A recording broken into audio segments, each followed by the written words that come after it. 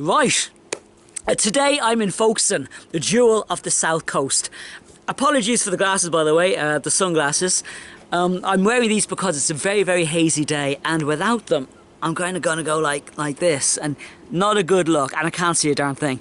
So with them on, I can see a little bit more, and I'm not squinting at you. And I'm 2% cooler. So, during the Great War, Folkestone was a major travel hub for the British Army.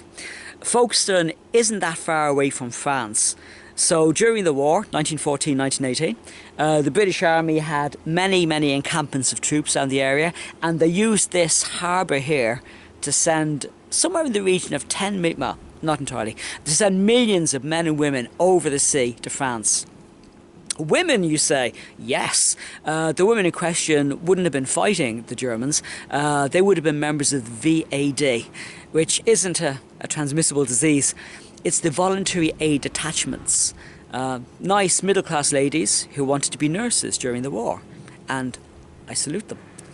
So we had all the VAD women travelling over there to help the soldiers, and millions of troops travelling over. Not just British troops either. You also had Canadians, the Canadians at a camp here, and the Chinese Labour Corps also had a camp in Folkestone too.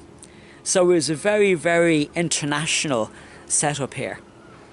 So we had millions and millions of troops heading over, and my character, Patrick Michael Wolfe, and his regiment, or his battalion, the 15th Sherwood Foresters Bantams, they would have got off their train at Folkestone Harbour Station, which no longer is functional, but they would have got off there, and marched a relatively short distance, maybe 100 yards or so. Notice I didn't say metres. It would have been around about 100 yards or so to get on the troop ship. The heavier stuff, food, horses, ammunition, weapons, equipment, that would have been taken up on a train line further up the harbour arm and disembarked separately. Okay, and of course also many troops were encamped around Folkestone, and they would have marched down from their encampment to get on the troop ships. So, this is Folkestone, jewel of the south coast, major hub during the Great War. It was also, by the way, a centre for the British Intelligence Service.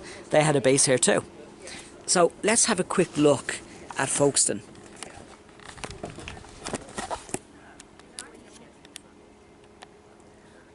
Okay, following it around. Bum, bum, bum, bum, bum, bum, bum, bum, bum.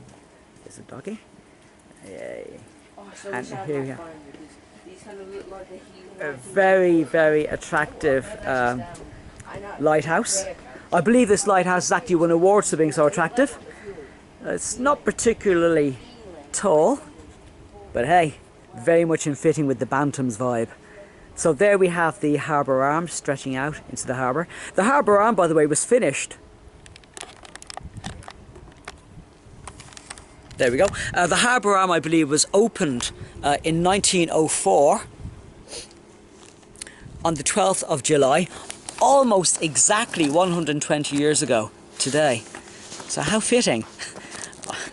So it was opened 12th of July 1904, just in time, by 10 years or so, for the Great War to happen 10 years later.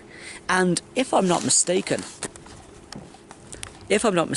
I think it could be possible that could be France in the distance. You tell me, let's have a look.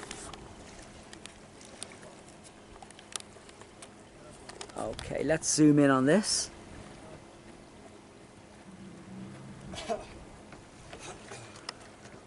There we go.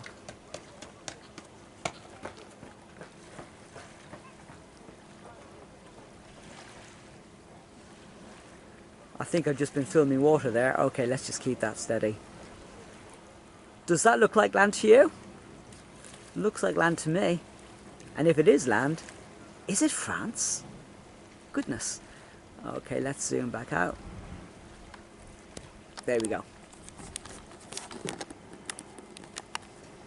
So, here we are. Folkestone, jewel of the south coast.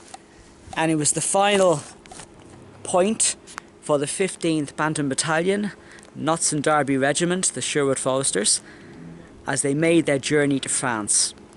Many of the men who got on the troop ship here did not come back. This is the last Bantam, signing off.